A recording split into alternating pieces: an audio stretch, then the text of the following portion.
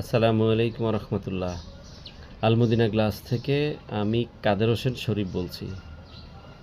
প্রতি বছর রমজান আসলে জানি যে নিত্য প্রয়োজনীয় জিনিসপত্রের দাম বেড়ে যায়, কিন্তু ইদানিং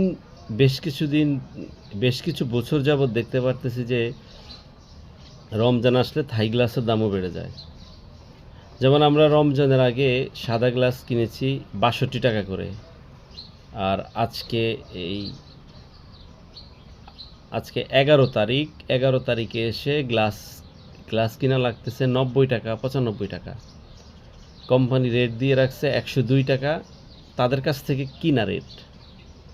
আসলে আমাদের এরকম একটা প্ল্যাটফর্ম থাকা দরকার, যে এই যে মালের দাম হঠাৎ করে এই ৩০ টাকা ৪০ টাকা কমে যায়, আবার হঠাৎ করে ৪০ টাকা ৫০ টাকা বেড়ে যায়।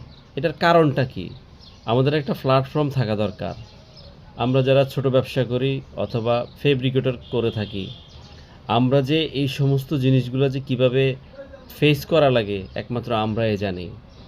বড় বড় ডিলার যারা, এরা অধিক টাকা লাভবান হয়, এবং এরা যখন মালের দাম কমে যায় এই ভদ্রলোকগুলো মেসেজ পায়, আবার যখন বাড়ার আগেই মেসেজ পায়। কিন্তু আমরা যারা ফেব্রিকেটর করি, আমাদের কাছে এই সমস্ত কোনো মেসেজ নাই, এবং আমরা কোথায় গেলে এই জবাবদিহিতার এই খবরটা পাবো, বা কোথায় আমরা এই জবাবদিহিতা রাখবো, আমাদের এরকম একটা প্ল্যাটফর্ম থাকা দরকার।